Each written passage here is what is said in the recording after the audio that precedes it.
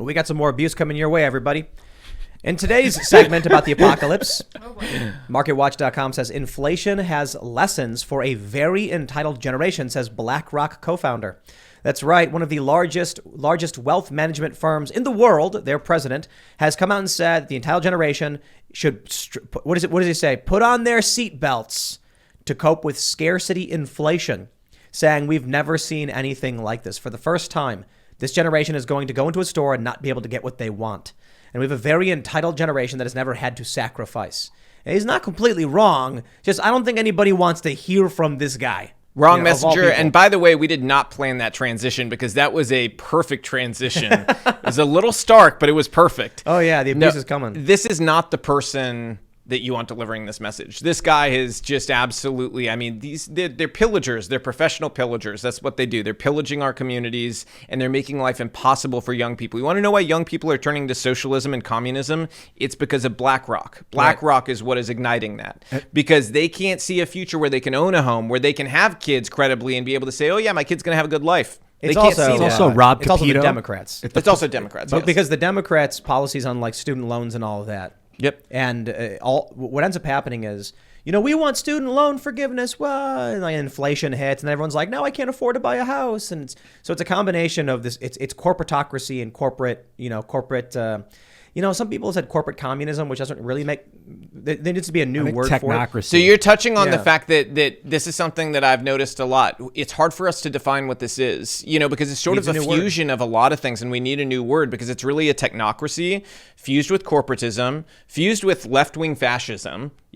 So weird. And it's like. It needs its own thing, its own lane. It's chaos, essentially. But I think that. Until we stand up to these people, it's not going to end. Insanism. Is technocracy when people are addictedly using technology that they don't know how to build? No. Technocracy is a rule through technology. But they're only ruling because the people don't have the ability to repair their stuff and they don't know how to build the stuff. So it's like this class of builders, this class of industrialists are now, because they have control of the production, that's why it's a technocracy. Otherwise, it would be like a decentralized technological revolution. Well, they're almost an arm of the government, too, though, which is another concerning point. Because if you look at the big tech companies, they're taking orders from the Democratic Party. You look at every one of these tech companies, and I think, Tim, you've actually talked about this before. You may not remember it because you talk so much about stuff, but you talked about how many of these big tech companies have former staffers of the Democrat senators and Democrat House members. I mean, it's ludicrous. It's literally every single one. Andy Stone from Facebook worked for the Barbara Democratic, Boxer, right? It was a Democratic Congressional Campaign Committee. Yeah, I think he worked for Barbara Boxer too.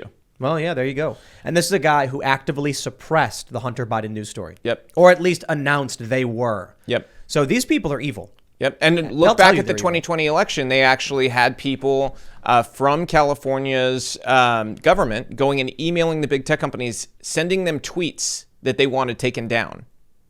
Okay. That is, you can't get more blatant than that. The government getting involved in deleting speech, censoring speech.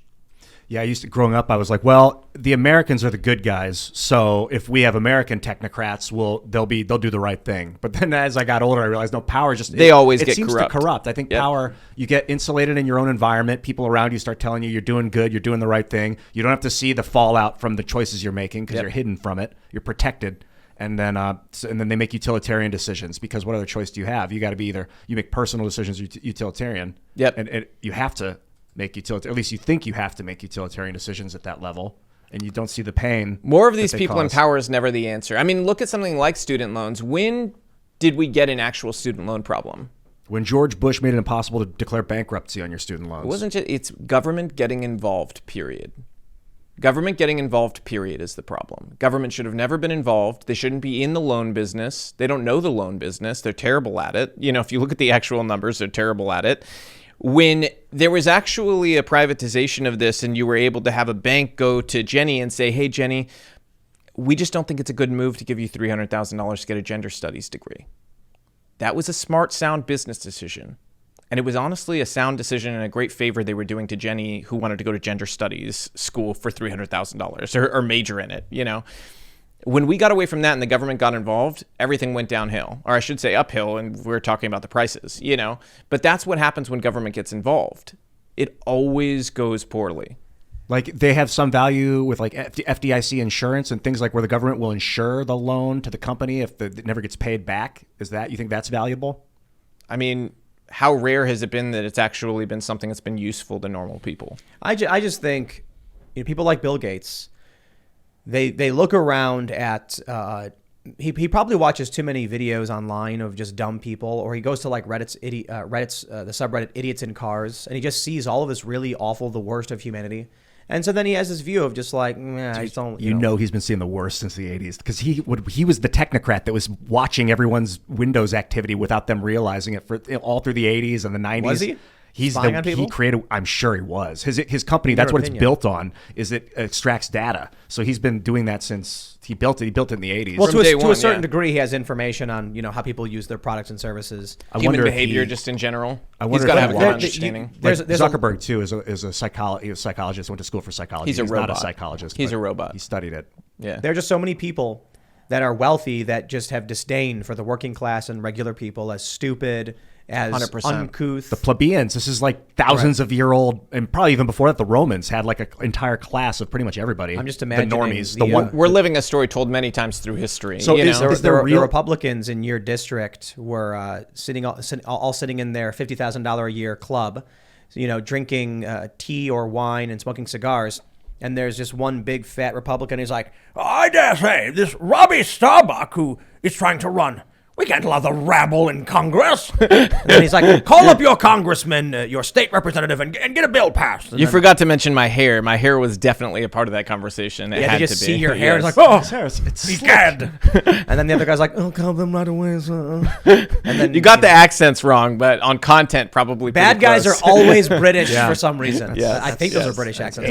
Ancient hatred in that. See, one. Tennessee accents just sound too nice. If you did that same thing in a Tennessee accent, it would sound like a really sweet thing they were doing. But no, it's probably pretty similar. Yeah, I mean, that's what happens with power. When you have, consolidated power like that among a group of people, they get very protective of each other, and they'll do everything they possibly can to stop people from shaking that power up. Look, be real, though. We can't allow the rabble to be in Congress. I know. The rabble. Could you imagine? Man, I think this is like, it's almost scarily realistic, this conversation we're having, because, okay, it has happened in the past. You have the plebeians, and now you have the 99%. And then, there must be a reason that it keeps appearing over and over again. Maybe it's by design. Maybe a small group of 120 IQ people decided to orchestrate society so that they could stay on top. Or maybe we just have not learned the lesson yet. There's that meme. What does it go like? Hard times create strong men. Strong men create hard times. Strong men make good times. Good times create weak men. Weak men create hard times. And it goes on. There's a lot of truth to that. That's what it is, man. And that's what we're living through. There's been a lot of very, very weak men for a long time who have gotten very comfortable sitting around with their cigars, drinking whatever they drink. They have no clue what the heck their kids are doing.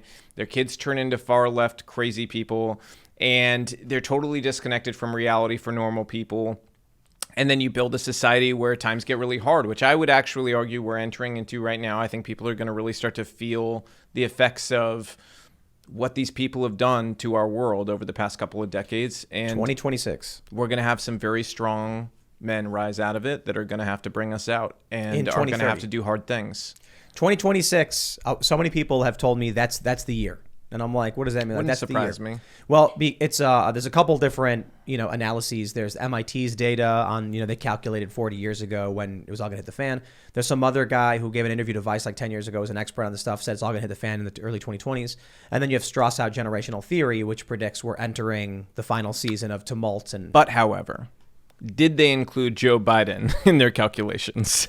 Because it may be coming sooner. Pre-Civil War Buchanan. Yeah. We had a feckless, pathetic president then, and many people have said Joe Biden seems to be our Buchanan, which is going to lead us into this tumultuous period.